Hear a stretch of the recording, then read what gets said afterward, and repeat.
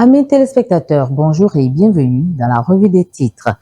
Diplomatie économique en Afrique, Wadaï défend la vision industrielle du Bénin à Addis Abeba, rapporte l'événement précis. Sénat, Boniaï fait un choix patriotique, le contenu à la page 9 du quotidien.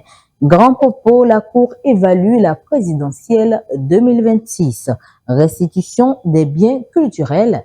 Le ministre Latondi installe le comité scientifique national.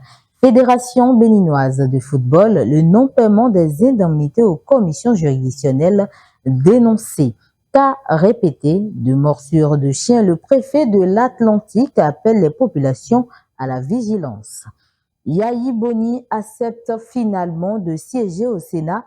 Le choix du pragmatisme ou le prix du réalisme politique s'interroge Info Matin.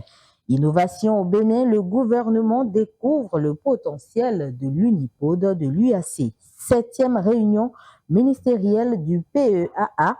Cotonou accueille un sommet stratégique pour l'avenir de l'Afrique atlantique.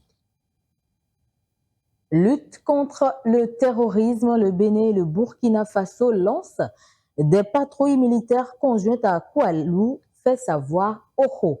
À la page 10, audience relative à l'extradition de Kémi Séba vers le Bénin, l'affaire renvoyée au 11 août 2026 par la justice sud-africaine. Transformation numérique de l'administration publique au Bénin, Abomey Calavi s'engage dans la conduite et la gestion du changement avec le PRSCG2 de l'ACIN. Litige autour des organes juridictionnels de la Fédération béninoise de football.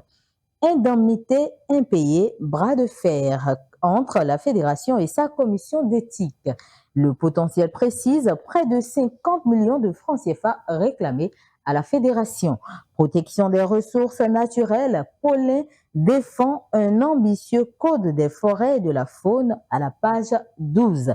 Lutte contre les trafics illicites dans le Borgou. Une trentaine de personnes arrêtées avec 500 cartouches de calibre 12. Séance plénière du lundi dernier au Parlement béninois, une nouvelle loi sur l'environnement adoptée à l'unanimité. Porte à connaissance la nouvelle tribune, les détails à la page 3.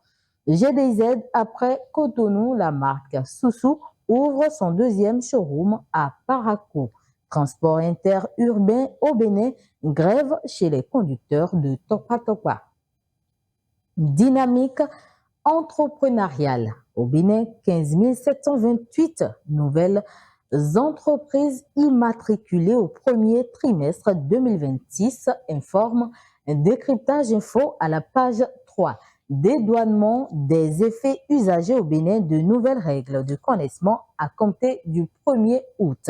Développement à la base, impact des populations pour le social, l'approche de Wadaï s'exclame l'informateur.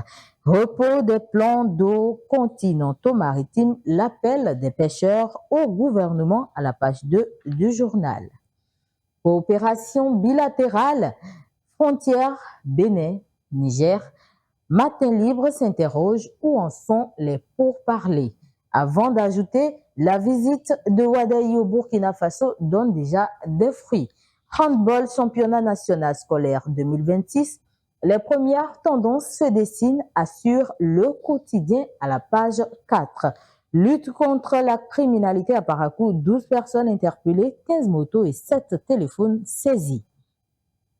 Bassin cotonnier au nord Bénin, l'honorable Sarako Tamou plaide pour la régénération des sols, rapporte Dabarou. À la page 3, lutte contre les produits illicites, des faux médicaments saisis à Gogounou. Job de vacances des étudiants à l'école de l'entrepreneuriat. Réouverture de la frontière Bénin-Niger, une attente qui s'éternise malgré les avancées diplomatiques, souligne le matinal à la page 2. Relance économique sous Wadaï, le tourisme comme vecteur de création d'emplois. Et pour finir, technique de protection des informations sensibles de l'État, 300 fonctionnaires de police outillés par l'ACIN. C'est tout. pour la une des journaux. Merci de l'avoir suivi et restez connectés pour la suite des programmes sur Kadara TV.